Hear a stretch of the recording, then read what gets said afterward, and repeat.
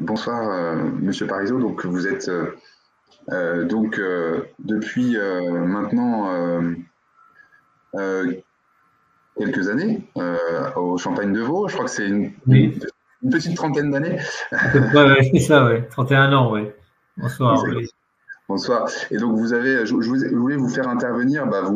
Vous avez une certaine expérience hein, de la conduite de la vinification et en particulier en Champagne. Et je voulais justement vous faire intervenir sur peut-être l'évolution que vous avez pu constater donc dans votre métier et peut-être donc déjà faire intervenir sur l'actualité. Aujourd'hui, comment vous percevez votre métier et puis éventuellement l'incidence qu'il peut y avoir avec le changement climatique éventuellement. Qu'est-ce que ça a pu avoir comme incidence? Oui, donc, eh bien, écoutez, bonsoir à toutes et à tous. Déjà sur donc moi j'ai pas de PowerPoint à vous présenter, hein, c'est plus une expérience personnelle et d'une maison de champagne et qui a évolué aussi dans ses techniques. Hein. Il y a 30 ans, on vinifiait sans doute pas de la même façon que maintenant.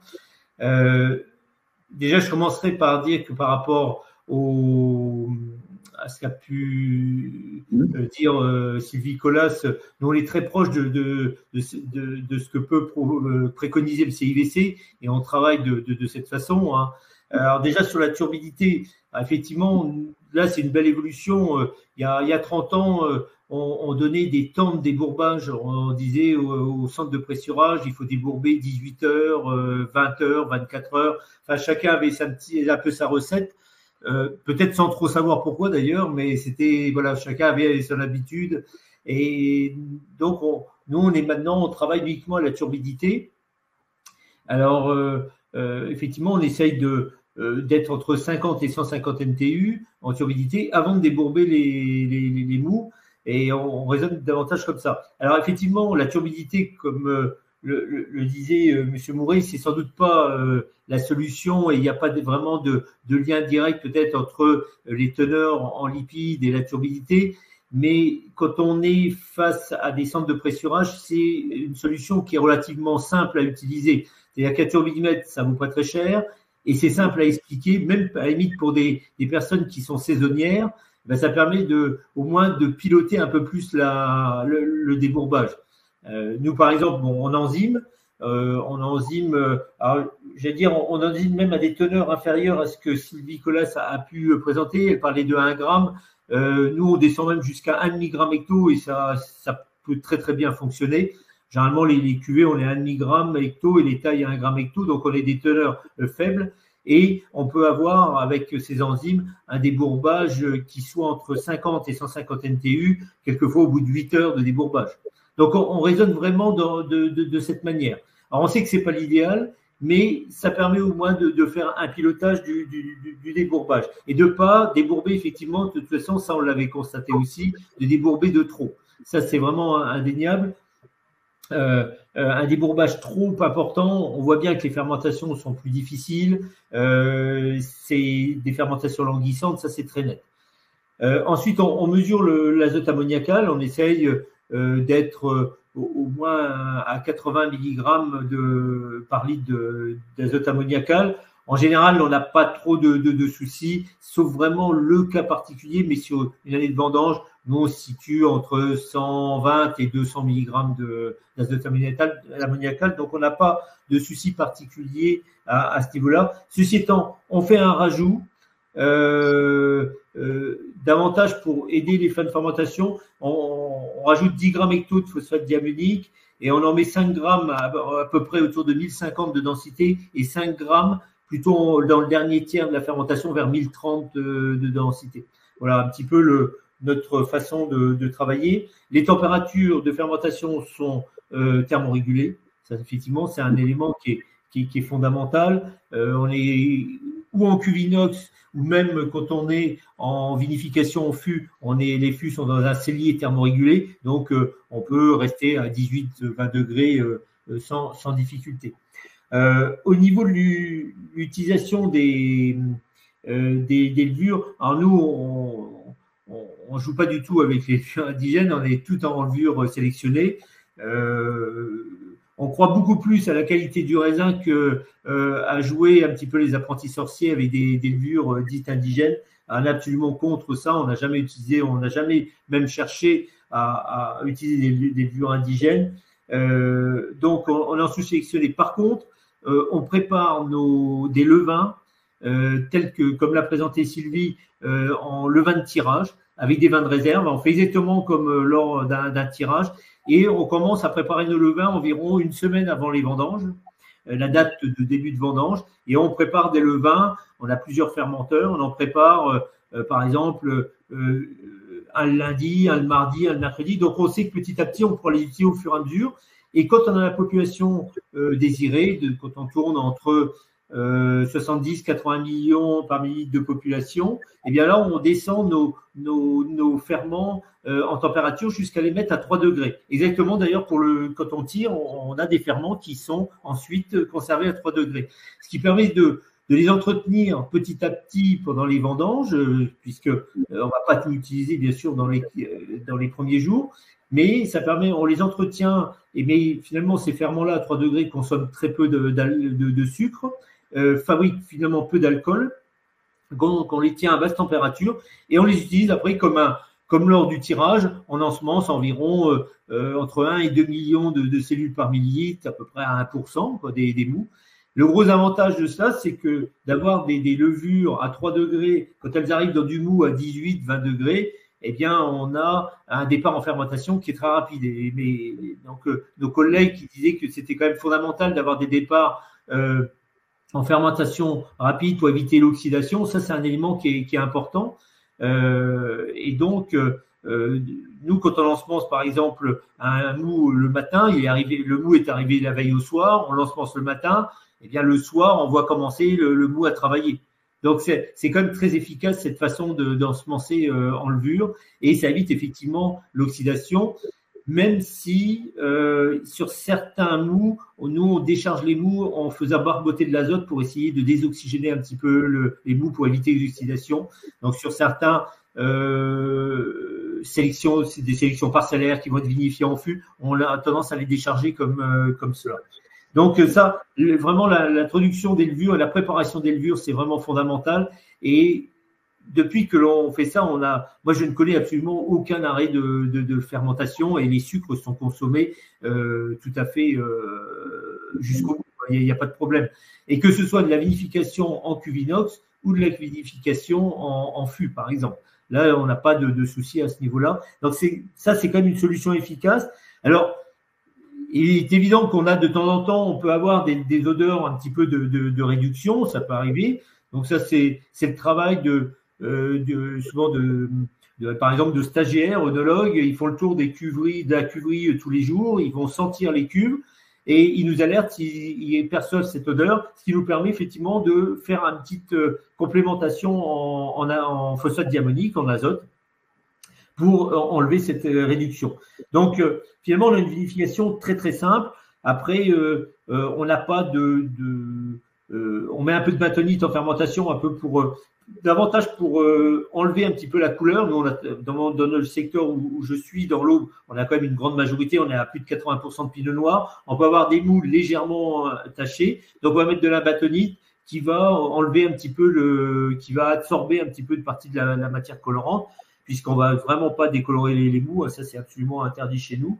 Donc, et puis ensuite une fermentation malolactique, on fait une co-inoculation, vraiment ce que préconise le CIVC. Donc on a vraiment une vinification extrêmement simple et finalement un peu basique. Alors voilà, c'est sûr que j'allais dire les laboratoires, les vendeurs de produits font pas énormément d'affaires avec nous puisqu'on met vraiment le minimum. Alors je dirais que également le fait de préparer des levures avec des levains, eh bien on a un gain au niveau un gain d'argent qui est phénoménal puisque si vous estimez on va à peu près 1 kilo de levure, ça vaut entre 40 et 45 euros. Nous, avec quelques kilos, on va faire toute la vendange. Donc là, quand même, il y a un gain financier qui est vraiment pas négligeable. Voilà. Le seul élément sur lequel on fait très attention, c'est que quand on entretient les levures dans les fermenteurs, on va pas rajouter de mou pour éviter tout risque, même s'il est faible, de faire développer une levure, une souche indigène dans les ferments. Donc, on entretient avec de la liqueur que l'on réalise avec du vin de réserve. Exactement, vraiment comme lorsque l'on est en période de tirage. Et ça, c'est comme une technique qui fonctionne très, très bien. Voilà. Donc, ensuite, qu'est-ce que je pourrais dire? Bon, cet élément de levure est quand même fondamental au niveau de la qualité des fermentations, de la qualité des vins obtenus, du temps de fermentation. Ça, c'est quand même l'élément peut-être primordial. Je vois dans certains pressoirs où ils ensemencent encore en réhydratant les levures, en mettant les levures directement dans le mou. Il y a effectivement un temps de latence qui peut être important. Il y a un risque d'oxydation qui est net. Nous, on connaît absolument plus ça avec cette façon de travailler, d'ensemencer en levure. Voilà. Alors, ensuite, concernant l'évolution climatique, effectivement, nous, on perçoit des changements dans la mesure où moi, ça fait 30 ans que je suis dans la maison, ça fait presque 30 ans qu'on retourne vraiment, nous les œnologues, à aller déguster les baies de raisin dans les parcelles, et on voit quand même une évolution. L'évolution la plus marquante qu'on constate, et vraiment depuis, j'allais dire, les 10 dernières années, 5-10 dernières années, c'est que le fruité que l'on peut rechercher sur le raisin et l'aromatique que l'on peut rechercher, j'allais dire, pour être assez simpliste, on l'avait à une époque à 10 degrés d'alcool potentiel dans les vignes, ou même voire un peu en dessous de 10 degrés. Maintenant, on l'a plutôt vers 11 degrés d'alcool potentiel. Ça, c'est vraiment très net, ce côté fruité. Et maintenant, c'est un élément qui est déterminant pour la décision de cueillette. Ça, c'est vraiment… D'ailleurs, on a les paramètres habituels, bien sûr, le degré potentiel, l'acidité, la météo également. Nous, voilà, sur certaines sélections parcellaires, on regarde la météo pour décider du moment de la cueillette. Mais la dégustation de baies dans les parcelles de vignes, ça, c'est quelque chose de vraiment important. Et là, on a vu une véritable évolution. Et je donne souvent comme exemple un millésime comme 1995, qui a fait un très beau millésime en Champagne, et quand on regarde la moyenne des raisins rentrés, on était à 9,5 en degré moyen. De nos jours, avec 9,5 degrés moyen, on est davantage sur des arômes végétaux ou des risques d'arômes végétaux dans les vins. Et on voit bien, les millésimes sont davantage sur des moyennes où on a des raisins entre 10,5, 11, 11,2 en degrés. Notre souci, et on a déjà parlé avec les collègues du comité interprofessionnel, du CIVC, c'est que demain, si cette maturité aromatique, on l'obtient à 12 degrés, ça veut dire qu'on va faire des champagnes à 13,5 après prise de mousse. Donc là, c'est quand même une problématique vis-à-vis de l'alcool. On voit bien que la tendance quand même sociétale n'est pas de consommer des vins avec beaucoup d'alcool. On voit bien avec certains vins de la vallée du Rhône, par exemple, on voit bien, les gens sont obligés de cueillir à des degrés beaucoup plus élevés. C'est quand même un problème. Et donc, aujourd'hui, on pourrait dire que le dérèglement climatique, le réchauffement est plutôt favorable à la Champagne pour la partie vraiment de qualité du raisin, parce que en général, on ne châtalise quasiment plus. On cueille nos raisins vers 10,5, 11. Le fait de plus châtaliser, on améliore notre bilan carbone. Donc aujourd'hui, on est plutôt dans vraiment un bon compromis, d'autant plus que nous, on n'a pas constaté d'effondrement de l'acidité, comme on aurait pu le craindre avec des degrés plus élevés. Donc, je veux dire, on a vraiment un bon équilibre par rapport au type de vin que l'on veut obtenir. Mais on le voit bien, par exemple, nos collègues bourguignons, par exemple, ils cueillent davantage maintenant des raisins entre 13 et 14 degrés naturels pour obtenir ce qu'ils avaient peut-être il y a 30 ans autour de 12, 12,5. Donc, et on voit bien une évolution partout. Mais nous, par rapport à des vins de base champenois, on est plutôt bien en ce moment, globalement. Alors, ça crée d'autres problèmes. On le voit bien avec les gelées de printemps. Hein. Là, on a connu encore un épisode de gelée ce week-end, enfin même 2 jours de gelée. On a quand même, avec ce réchauffement, on voit bien une végétation qui démarre beaucoup plus rapidement. Et avec des risques de gelée qui sont beaucoup plus conséquentes sur les pertes. Alors, on l'a vu. Bon, pour l'instant, c'est un peu trop tôt pour nous dans notre secteur pour tirer toutes les conséquences. Hein. Les techniciennes viticoles, les viticulteurs font le tour de leur parcelle. Aujourd'hui, la tendance est plutôt, dans notre secteur, on a l'impression que c'est plutôt les chardonnays qui étaient en avance qui sont davantage touchés, mais que les pinots noirs qui étaient encore quand même, j'allais dire, les bourgeons étaient encore protégés, donc on a l'impression que c'était davantage quand même les chardonnays qui sont touchés. On voit bien que au niveau viticole, c'est peut-être un souci d'avoir une végétation qui démarre plus tôt.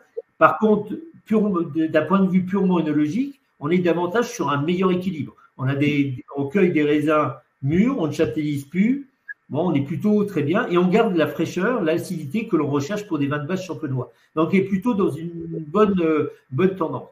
Alors, j'allais dire également, on a quand même comme le dit nos collègues du CVC, on a quand même des outils. Demain, même s'il fallait aller chercher des raisins un petit peu plus mûrs et avec moins d'acidité, on peut bloquer la fermentation malolactique pour garder de la fraîcheur. Moi, je le fais déjà depuis des années. Nos assemblages sont souvent constitués de vins, d'une proportion de vins qui n'ont pas fait leur malo, avec une proportion qui a fait sa malo. Ça peut aller, alors, ça dépend des années, bien sûr. Il y a des assemblages, par exemple, qui vont être vendus assez rapidement, on va faire 100% de la malo. Par contre, des assemblages qu'on va faire vieillir 5 ans, 7 ans, 10 ans, eh bien, ils vont avoir une proportion de 25, 50% de vin sans malo. Donc, on pilote aussi les choses comme cela. Donc, je pense que on est quand même dans une situation qui est plutôt favorable au niveau œnologique. On arrive à piloter, on a des raisins mûrs.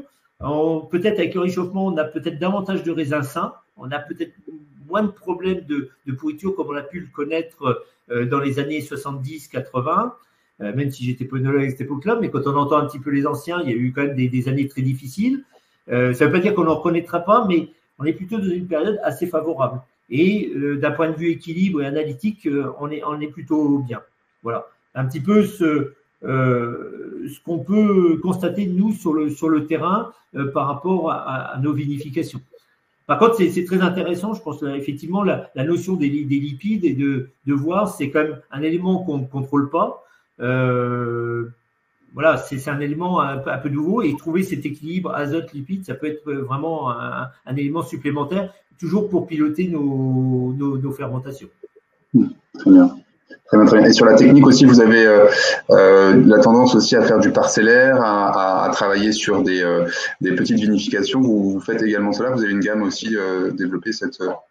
Oui, tout à fait. Donc toute la gamme premium de notre marque, on travaille quasiment uniquement en parcellaire, en lieu-dit, ce qui nous permet, comme je disais, de suivre nos vignerons tout au long de l'année. On a toute une équipe de techniciennes viticoles qui sont mis gratuitement à disposition de nos viticulteurs et pour faire du conseil, pour faire également progresser dans les pratiques culturelles nos adhérents. Ça, c'est quand même intéressant parce que l'idée, c'est pas de faire progresser 2-3 personnes, mais c'est plutôt de faire progresser toutes les personnes en même temps, peut-être chacune à leur rythme.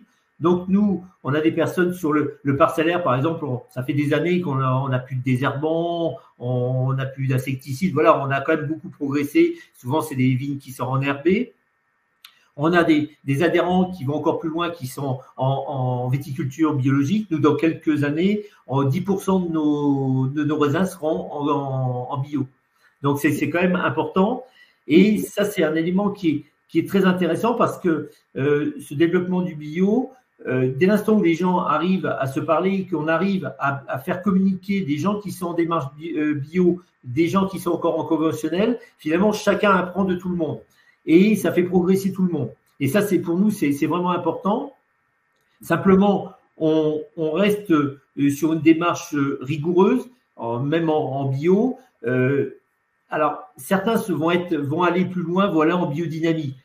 À la limite, voilà, ça nous dérange pas. Nous, l'objectif, c'est d'avoir des raisins de qualité. Donc, j'allais dire, quelqu'un qui est en biodynamie, qui va peut-être, vous savez, mettre des cornes de vache avec de la bouse, etc.